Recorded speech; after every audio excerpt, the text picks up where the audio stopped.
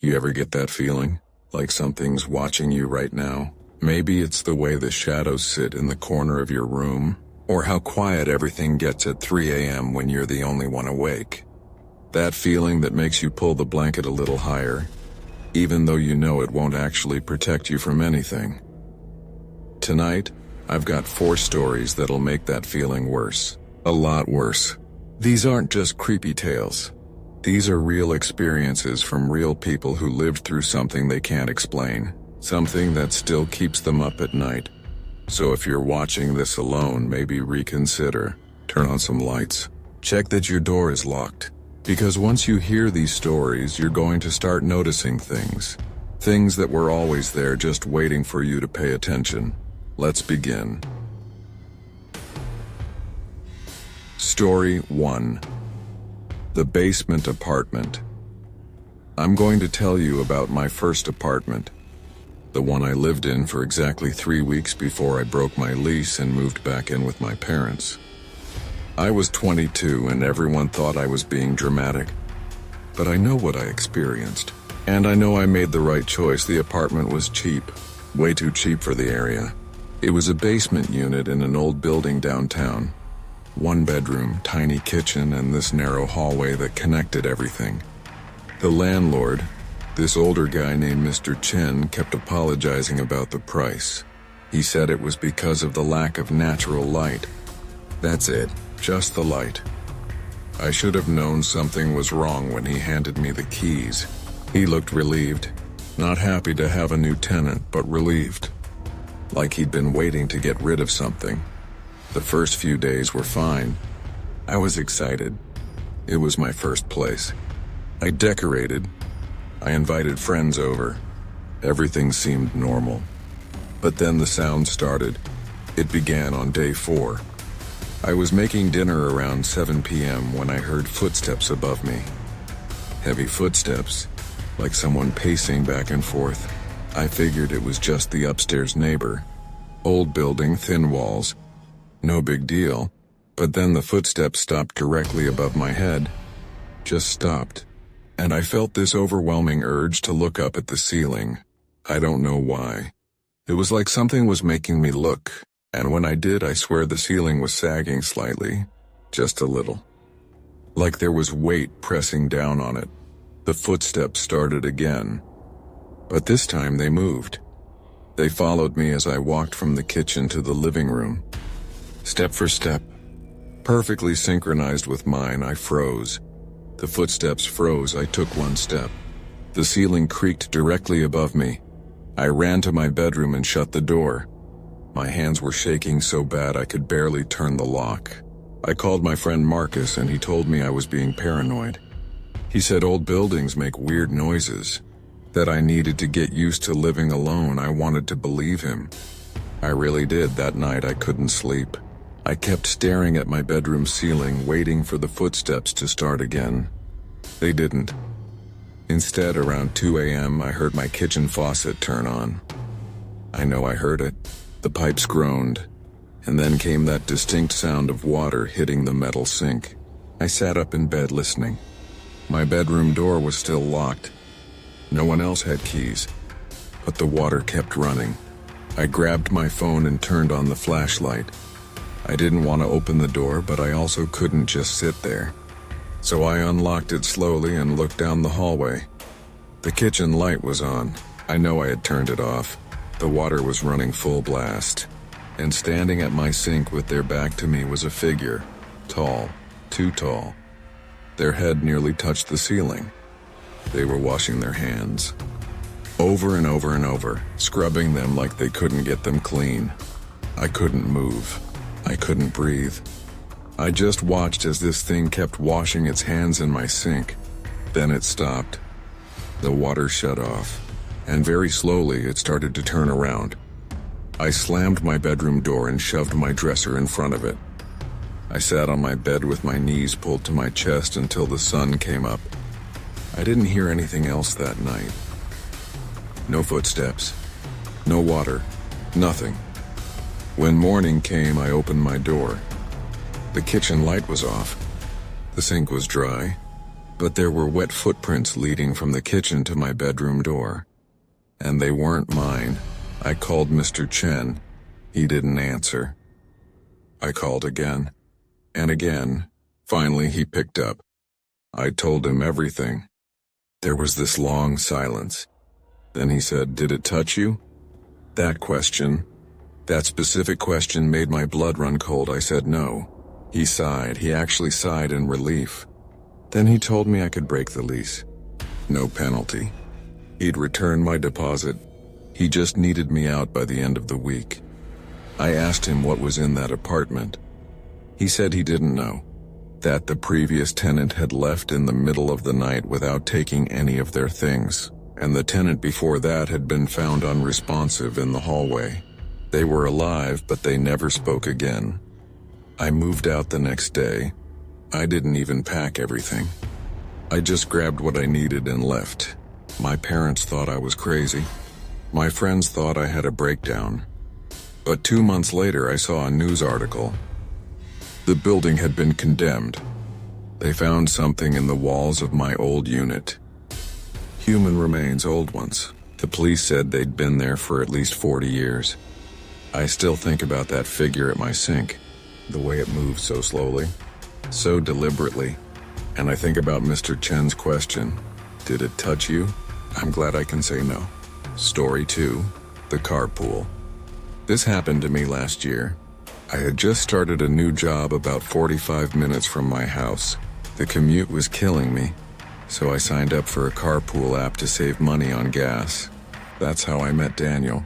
He seemed normal enough. Mid-30s, worked in accounting, always on time. We carpooled for about 2 weeks without any issues. We'd talk about work, the weather, normal stuff. He was quiet, but so was I in the mornings. Then one day he picked me up and there was someone sitting in the back seat. I didn't notice at first because I was looking at my phone. But when I got in and closed the door, I felt it, that feeling like someone staring at you. I glanced in the rearview mirror and saw him. A man in a gray suit just sitting there. Completely still, I looked at Daniel. "Who's that?" Daniel glanced in the rearview mirror, then back at the road. "Who's who?" I pointed to the back seat. "That guy." Daniel looked again. His face didn't change. "There's no one back there." I turned around. The man was still there, looking right at me. He wasn't smiling, wasn't frowning, just staring with these empty eyes. "Daniel, there's literally someone sitting in your back seat." He pulled over. "Are you feeling okay? Do you need me to take you home?" I looked back again. The man was gone. The seat was empty. I felt crazy. Daniel kept asking if I was all right, if I'd been sleeping enough. I apologized and said I must have been seeing things. We drove the rest of the way in silence, but the next morning the man was back. Same seat, same gray suit, same empty stare. This time I didn't say anything. I just watched him in the mirror the entire drive. He never moved, never blinked, just stared. When we got to work, I turned around to look at him directly. He was gone. This went on for 3 more days. Every morning he'd be there. Daniel never saw him, never acknowledged him, and I stopped mentioning it because I didn't want Daniel to think I was insane. On the 5th day, something changed. I got in the car and the man wasn't in the back seat. He was in the passenger seat. Right next to me, I could feel him. The cold coming off his body, the way he took up space. He turned his head to look at me, and for the first time he opened his mouth. No sound came out, but I could read his lips get out. I grabbed the door handle, but Daniel had already started driving. I was trapped. The man kept mouthing the same thing. "Get out, get out, get out." I was panicking. I told Daniel to stop the car. He asked why. I said I was going to be sick. He pulled over and I jumped out, gasping for air. Daniel got out too, asking what was wrong. I looked in the car. The man was gone. I told Daniel I needed to find another carpool. He looked hurt, but he said he understood. We never spoke again. 2 weeks later, I saw Daniel's face on the news. There had been an accident. His car had gone off a bridge on his way to work. They said he'd been driving alone, but in the footage they showed in the wreckage of his car, you could see something in the back seat. A gray suit, just visible in the frame before the camera cut away. I never carpooled again. Story 3. My daughter's friend. My daughter Emma is 6 years old. About 4 months ago, she started talking about her new friend. His name was Thomas, and according to Emma, he lived in her closet. At first, my wife and I thought it was cute. Imaginary friends are normal at that age. Emma would set a place for Thomas at dinner. She'd talk to him before bed. She even asked if Thomas could come to her birthday party. We played along. We'd say hi to Thomas. We'd ask Emma what games they played together. It was harmless. But then Emma started saying things that worried us. She told us Thomas didn't like my wife, that he said Mommy was mean. My wife had never been anything but loving to Emma. We tried to correct this, but Emma insisted that's what Thomas said. Then Emma stopped sleeping.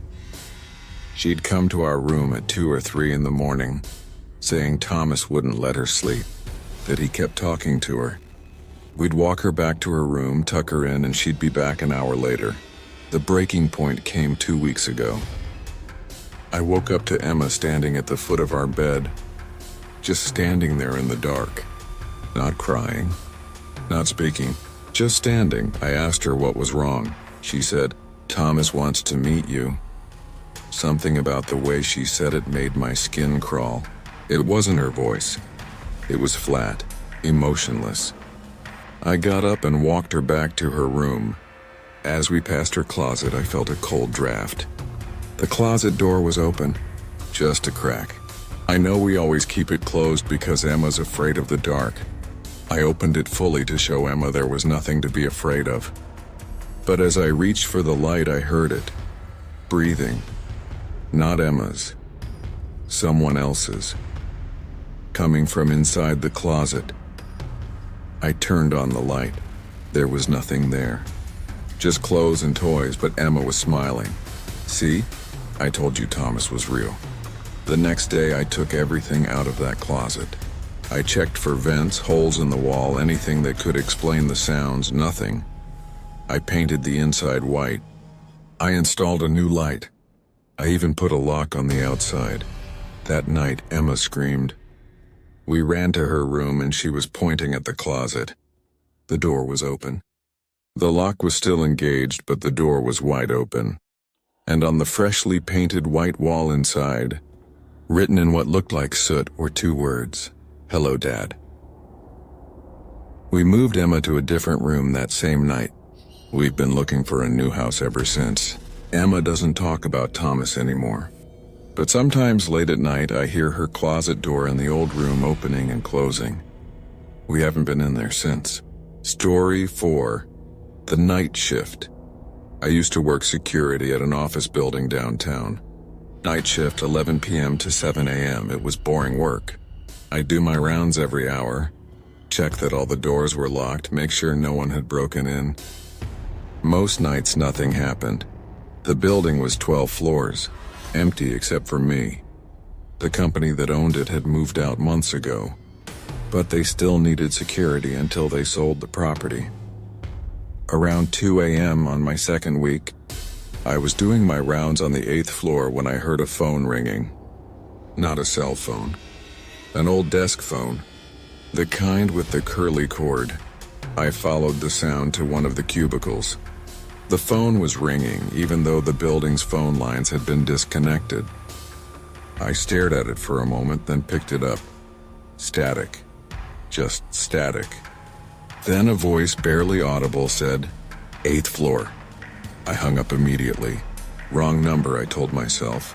Somehow the lines weren't fully disconnected, but the next night it happened again. Same time, same floor, same cubicle. I didn't answer this time. I just let it ring until it stopped. On the third night, I decided to skip the 8th floor during my 2 a.m. round. I went straight from 7 to 9. But as I was walking down the 9th floor hallway, I heard it. The phone ringing, echoing up through the vents, and then I heard footsteps on the floor above me. Heavy, deliberate, moving toward the stairwell. I was supposed to be the only person in the building. I radioed security dispatch and told them someone had broken in. They said they'd send backup, but it would take 15 minutes. I was supposed to investigate, but I couldn't move. I just listened to those footsteps getting closer to the stairwell door. Then they stopped. Right behind the door, I could hear breathing on the other side. Slow. Raspy. Like whoever it was had been running. The door handle started to turn. I ran. I didn't care about my job. I didn't care about protocol. I ran to the elevator and hammered the button until the doors opened. As the elevator descended, I watched the floor numbers. When it passed the 8th floor, the elevator lurched and stopped. The lights flickered, and in that brief moment of darkness, I heard it again. 8th floor, right behind me. In the elevator, the lights came back on. I was alone. The elevator started moving again. I quit that night. I didn't even wait for backup to arrive. I left my uniform in the lobby and never went back. The building is still empty. Still for sale. I drive past it sometimes on my way to my new job. And every time I do, I look up at the 8th floor. There's always one light on in the window. Always the same cubicle. The one where the phone kept ringing. Finally. So there you have it. 4 stories that should probably be kept to yourself. 4 experiences that don't have explanations. At least not ones that make sense. If you're still watching, good for you. If you're looking over your shoulder right now, I don't blame you.